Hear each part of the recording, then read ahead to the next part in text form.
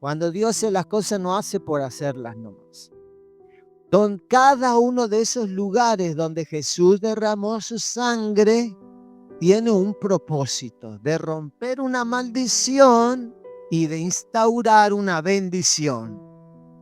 Romper una maldición, instaurar una bendición. Así que a medida que vamos viendo estos 7 lugares, usted se va a sentir seguramente identificado con alguno de ellos. Bueno, después, usted una vez que el Señor le revela y le muestra cuál de estos beneficios usted debe apoderarse por la fe, usted va a hacerlo hoy conmigo, yo le voy a guiar en una oración y cuando usted regrese a su casa lo va a seguir poniendo en práctica. Entonces en la Escritura nosotros podemos ver 7 lugares donde Jesús derramó su sangre con el fin de destruir una maldición y instaurar una bendición. El primer lugar donde Jesús derramó su sangre fue en el huerto de Getsemaní. En Lucas 22, del 40 al 44, dice lo siguiente. Cuando llegó a aquel lugar, les dijo, orad que no entréis en tentación. Y él se apartó de ellos a distancia como de un tiro de piedra, y puesto de rodillas oró, diciendo, Padre, si quieres, pasa de mí esta copa. Pero no se haga mi voluntad, sino la tuya. Y se le apareció un ángel del cielo para fortalecerle. Y estando en agonía, oraba más intensamente, y era su sudor como grandes gotas de sangre que caían hasta la tierra. En un huerto como este donde Jesús estaba orando, Adán en el huerto del Edén cedió su voluntad, rindió su voluntad a Satanás, obedeciéndole, siguiendo las instrucciones que Satanás le daba, pecando contra Dios. Allí Satanás rindió su voluntad.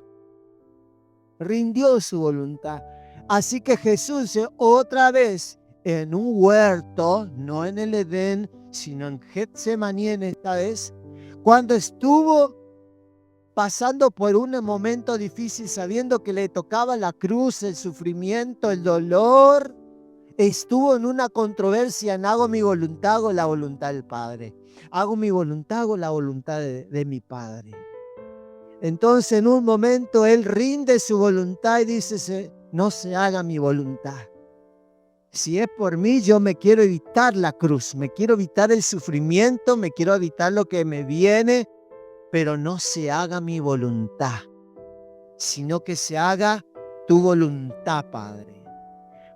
Y era tal la agonía en la que él estaba, la angustia, la aflicción, el estrés en el que Jesús estaba pasando, que él sabía que le esperaba la muerte, que su sudor eran grandes gotas de sangre.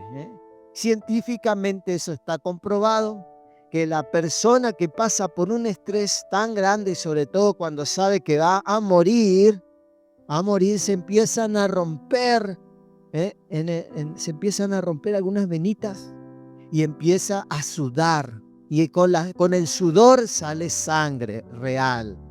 Y eso es lo que le pasó a Jesús. Al hacer esto, recuperó nuestra fuerza de voluntad para resistir la tentación.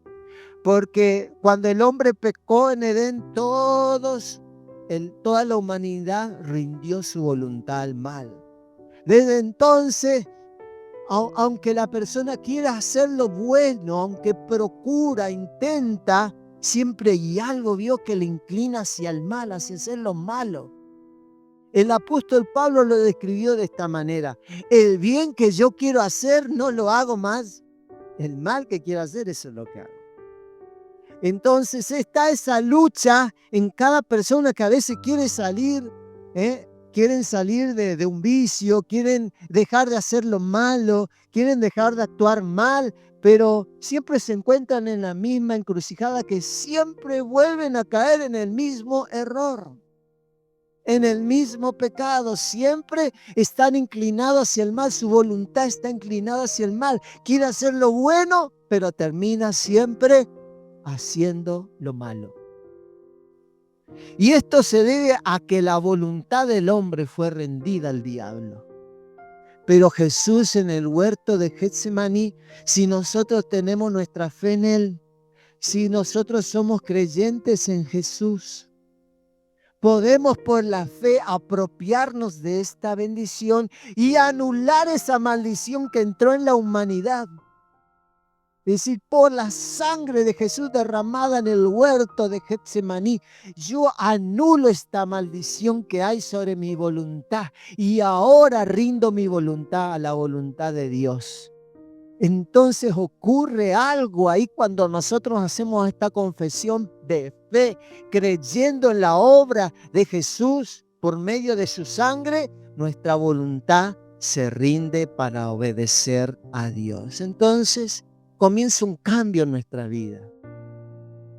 Ahora tengo esa fuerza de voluntad para obedecer a Dios y hacer lo que a Él le agrada.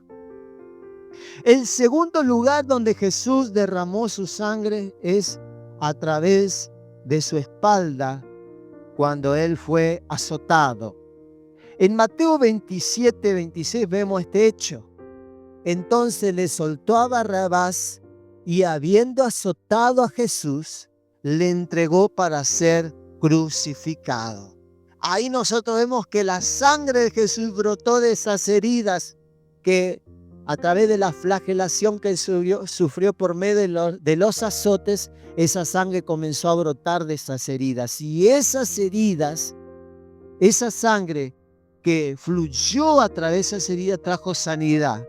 El profeta Isaías en el capítulo 53, verso 5 dice: mas él herido fue por nuestras rebeliones, molido por nuestros pecados. El castigo de nuestra paz fue sobre él y por su llaga fuimos nosotros curados. La enfermedad entró en el mundo cuando el hombre pecó, desobedeció a Dios. Entró la enfermedad. Nunca fue el diseño de Dios que el hombre se enferme. Nunca fue el diseño de Dios que el hombre padezca distintos tipos de enfermedades. Nunca.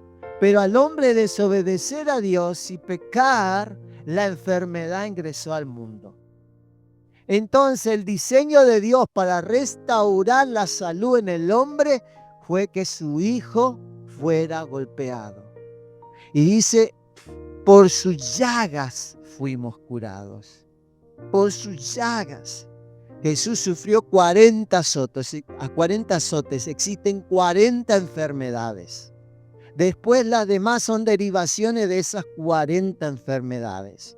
Así que cada azote era una enfermedad que Jesús llevó. Y cada vez que brotaba sangre de esa herida, eran para que nosotros podamos tener, por la fe en Él, salud. Así que si usted está enfermo, usted se puede apoderar de esta bendición, creyendo, confiando en que esa sangre que brotó de esas heridas traen sanidad para usted. Traen sanidad para nuestras vidas. El cuerpo de Jesús fue roto para que nuestro cuerpo sea restaurado. Cuando la sangre de Jesús brotó de sus heridas, sanaron las nuestras. Así que por la fe, yo me puedo apoderar de esa promesa y decir, Señor, por la sangre, por las llagas de Jesús, estoy sano. Estoy sano, estoy sano. Estoy sano, declaro mi cuerpo sano. Declaro mi cuerpo libre ahora. Por las llagas de Jesús he sido sanado, he sido curado. Creo, recibo mi sanidad. El tercer lugar donde Jesús derramó su sangre fue cuando le colocaron una corona de espina en su frente. En Mateo 27, 29 relatan el hecho. Y pusieron sobre su cabeza una corona tejida de espinas. Cuando Adán desobedeció en el Edén, vino una maldición sobre la tierra. Vino una maldición sobre el lugar donde el hombre vivía. Dios creó un lugar fructífero. Había de todo lo que Adán necesitaba para su bienestar, estaba en el Edén, no necesitaba nada. Todo su alimento, todo su sustento estaba allí. Pero cuando el hombre desobedeció, dice en Génesis 3, 18 al 19, espinos y cardos te producirá y comerás plantas del campo, y con el sudor de tu rostro comerás el pan hasta que vuelvas a la tierra, porque de ella fuiste tomado, pues polvo eres y polvo volverás. Nunca fue el diseño de Dios de que al hombre le cueste tanto su bienestar, su sustento. Pero desde que el hombre pecó, todo nos ha costado mucho. Nuestro trabajo nos ha costado mucho, las cosas que adquirimos ha costado tanto, porque el hombre pecó, vino la pobreza, vino la infertilidad a la tierra, entonces todo empezó a costar. Todo empezó a costarle al hombre. Y a través de su trabajo, y mucho trabajo, por eso el sudor de la frente, vino esta maldición. Algunos toman este pasaje y dicen, no, la Biblia dice con tu sudor, pero está hablando de una maldición que vino de la tierra. Jesús anuló esta maldición cuando le pusieron la corona de espinas sobre su frente. La maldición decía, espinos y cardos te producirá la tierra. Entonces Jesús recibió esos espinos y esos cardos en su frente, donde tenía que sudar para conseguir el pan, el sustento de cada día. Jesús llevó esa maldición en su vida, y cada vez que esas espinas y esos clavos penetraban su sien, sangre brotaba, y esa sangre anulaba esta maldición de la pobreza, de la infertilidad en la tierra, en el hombre. Ahora, nosotros como creyentes en Cristo Jesús podemos apoderar esta promesa y anular esta maldición de la pobreza, anular esta maldición de la infertilidad.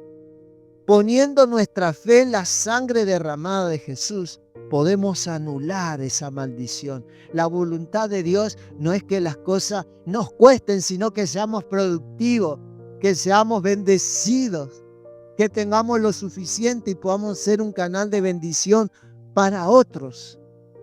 ¿Y por qué me cuesta, pastor, entonces tanto todo? Porque no hemos puesto nuestra fe en la obra expiatoria de Cristo Jesús. Porque no hemos puesto nuestra fe en lo que Jesús ya hizo con su sangre, que Él anuló esa maldición. Entonces yo por la fe confieso, hablo, declaro, oro, Señor, Jesucristo llevó esta maldición de la pobreza en mi familia.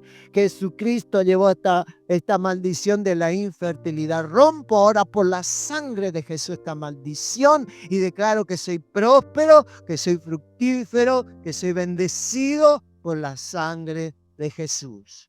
El cuarto lugar donde Jesús derramó su sangre para nuestro beneficio fue cuando sus manos fueron perforadas. En Mateo 27:35 relata el hecho. Cuando le hubieron crucificado, repartieron entre sí sus vestidos, echando suertes para que se cumpliese lo dicho por el profeta. Partieron entre sí mis vestidos y sobre mi ropa echaron suerte. Entonces cuando le crucificaron, le clavaron en sus manos y en sus pies, con un propósito. Cuando esos clavos penetraron en sus manos, rompieron una maldición que se produjo también en el huerto del Edén. Adán y Eva fueron creados por Dios para que señoreen sobre la tierra. Pero cuando ellos pecaron, esa autoridad que le fue dada por Dios, le fue quitada al hombre y le fue dada a Satanás. Cuando le clavaron los clavos en las manos de Jesús, la sangre que brotó de ella recuperó nuestro dominio y nos hizo vencedores. Nos hizo vencedores. Pero ahora imponemos las manos sobre las cosas y son bendecidas. Imponemos las manos sobre las personas y son sanadas.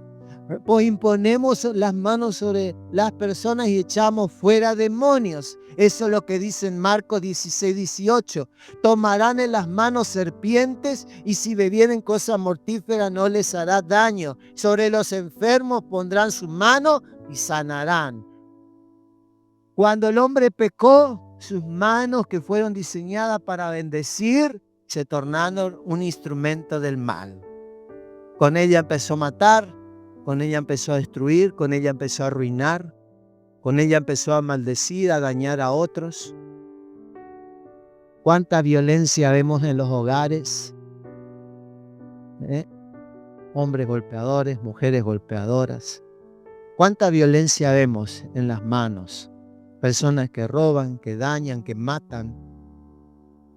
Pero cuando Jesús recibió esos clavos en sus manos, esa maldición se rompió cuando la sangre brotó. Así que si eres una persona que no estás usando tu mano para bendecir hoy, Dios te quiere hacer libre. Libre de la forma en que estás usando tus manos. Y quiere que de ella fluya la bendición. Fueron creadas nuestras manos para hacer bendición, para poner las manos sobre nuestros hijos y bendecirlos, para acariciar, para amar, para bendecir, para apoyar, para multiplicar, para producir. Cuando Jesús recibió esos clavos, rompió la maldición y produjo bendición en nuestras vidas. El quinto lugar donde la sangre de Jesús fue derramada fue también cuando perforaron sus pies con los clavos. Recién leímos que fue crucificado. Cuando fue crucificado, recibió clavos en las manos y en los pies. Cuando esos clavos penetraron sus pies, también sucedió algo. El hombre, los pies representa aquel que está en autoridad. La autoridad representan también los pies. El hombre fue puesto en la tierra para que sea autoridad, para que él gobierne, para que sojuzgue la tierra, la gobierne, la señoree. Pero al pecar, le cedió esa autoridad a Satanás. Y Satanás comenzó a gobernar sobre la tierra y sobre los seres humanos y a subyugarlos. En Primera de Juan lo aclara un poquito mejor. Primera de Juan capítulo 5 verso 19 dice: sabemos que somos de Dios y el mundo entero está bajo el maligno. La palabra acá que aparece, bajo el maligno, significa que Él está dominando. Él está dominando al mundo. O sea que todas las personas que no son de Cristo, que no han recibido a Cristo como su Señor y Salvador, están siendo dominadas por el diablo. El que está sobre uno, el que está sobre alguien, es el que tiene la autoridad, es el que tiene el dominio sobre los que están debajo. Por eso dice los que están debajo. Pero ahora el Señor Jesús cambió el orden. Estábamos bajo el maligno. Él nos subyugaba. Estábamos bajo su gobierno, bajo su autoridad. Pero ahora Jesús invierte la situación. Cuando esos clavos atravesaron sus pies, Dios nos devuelve la autoridad y cambia nuestra posición y nos pone sobre el maligno. En Lucas 10:19 dice: y he aquí os doy potestad, que quiere decir poder, de hollar serpientes y escorpiones, que se refieren al diablo, los demonios, y sobre toda fuerza del enemigo, y nada os dañará. Antes le teníamos miedo al diablo, ahora el diablo nos tiene miedo a nosotros. Ahora podemos tomar autoridad sobre el lugar donde estamos, sobre nuestra casa, sobre nuestro trabajo. Una maestra, nunca me olvido la historia de una maestra, en su aula, los alumnos metían los dedos en el enchufe, hacían cosas raras para matarse, para dañarse, y era el caos en su salón. Entonces ella recordó este mensaje y recordó la victoria que Jesús le dio sobre el mal. Entonces ella oró, ayunó y se fue a su aula antes que lleguen los alumnos, antes que lleguen todos, y tomó la autoridad que Jesús le dijo: Satanás, de mi salón, yo tengo autoridad sobre ti, te ato, te va de mi salón. Desde ese día el ambiente espiritual del aula cambió y los niños cambiaron en su conducta. También usted puede hacer lo mismo si su casa es un caos, no hay acuerdo, hay conflicto. Tiene que tomar la autoridad. Jesús le devolvió la autoridad, no tenga temor. Usted como creyente en Cristo Jesús, crea lo que la palabra de Dios dice. Tome la autoridad que Jesús le delegó. Todo lugar donde pise la planta de tus pies, tu territorio, toma territorio. Satanás, este es mi lugar. Ha sido vencido en la cruz por su sangre. Tengo autoridad sobre ti. Te va de mi casa, te va de mis hijos, te va de mi matrimonio, te va de cada habitación y recorra su casa, su terreno, y tome autoridad y expulse a Satanás de su casa. Y lo mismo haga en su trabajo. Si es infértil, si no produce, si no avanza.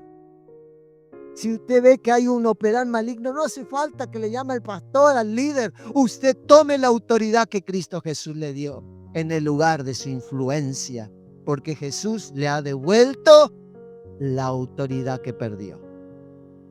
Yo creo que el Señor está hablando a alguien. El sexto lugar donde Jesús derramó su sangre fue cuando su corazón fue perforado. El apóstol Juan escribió en Juan 19:34, pero uno de los soldados le abrió el costado con una lanza y al instante salió sangre y agua. El corazón de Jesús quedó destrozado por el peso del pecado de la humanidad. El corazón del Señor se destrozó por nosotros en la cruz del Calvario. Estas son las consecuencias del pecado. Estas son las consecuencias. Él llevó las consecuencias en su corazón. El pecado trae culpa, trae amargura, trae tristeza, trae dolor. Y Jesús cargó con todo eso en su vida, en su corazón. Por eso su corazón estalló, explotó con toda esa carga de la consecuencia de nuestros pecados, para que nuestro corazón sea sanado, para que podamos experimentar gozo nuevamente, para que podamos tener paz otra vez, para que podamos tener tranquilidad, pueda haber gozo en nuestras vidas y volvamos a sonreír, vamos a disfrutar de la vida, podamos tener paz con Dios. El corazón de Jesús fue destrozado para que el nuestro sea sanado. Y el séptimo lugar donde Jesús derramó su sangre fue cuando Él fue molido a golpes. Él fue molido a golpes cuando lo entrevistaron. Antes de llevarlo en la cruz, Él lo golpearon en la cara, le golpeaban por todas, le daban puñetazos. Con cada golpe que Él recibió, sufrió golpes también internos que produjo hemorragia internas. Los golpes que Él recibió hicieron que por dentro Él sangrara. En Isaías 53:5 dice: mas Él herido fue por nuestras rebeliones, molido por nuestros pecados. El castigo de nuestra paz fue sobre Él, y por sus llagas fuimos nosotros curados. Esto significa que por esa sangre derramada de Jesús, Dios nos hace justos. Éramos pecadores, ahora somos hechos justos delante de Dios. Pero esa sangre interna que se derramó era para limpiarnos de nuestra iniquidad. ¿Qué es la iniquidad? La iniquidad es el pecado, es la maldad. Es ese mal generacional que va de familia en familia. Es ese mal que no sale de la familia. Toda la familia violenta. toda la familia involucrada en la delincuencia. Toda la familia tiene problemas con la ira. Toda la familia, hay un mal en la familia que nosotros vemos que se repite en nuestra familia. Esa es la iniquidad que Jesús sufrió. La iniquidad es algo que va por dentro, que está en nuestros genes. Hace poco escuchaba a un profesional que se dedica a atender a la gente en adicción. Y él dijo algo que a mí me trajo tanta luz. Este hombre dijo que las adicciones es algo hereditario. Que cuando alguien tiene un problema de adicción es porque ya está propenso en su ADN, está propenso es algo que trae dentro. Por eso no es que todo el mundo hace droga, porque hay algunos que son más propensos hacia eso. Y esta es la iniquidad. Eso es la iniquidad. La iniquidad es lo que te hace ser propenso a pecar en cierto lugar. Puede ser que te haga propenso a un vicio, te haga propenso a ser violento, violenta, te haga propenso a ser celoso, te haga propenso a tener un mal. Y que vos veas que se repite ese mal en tu familia. Por eso Jesús sufrió heridas internas, para que con su sangre poder eliminar el mal de la iniquidad que había en el hombre, que ingresó en el hombre. Por cuanto un hombre pecó, dijo el apóstol Pablo, todos los demás pecaron también. Cuando uno de nuestra familia hizo algo malo, todo el resto de la familia cayó en el mismo mal, porque se convirtió en algo hereditario en la familia.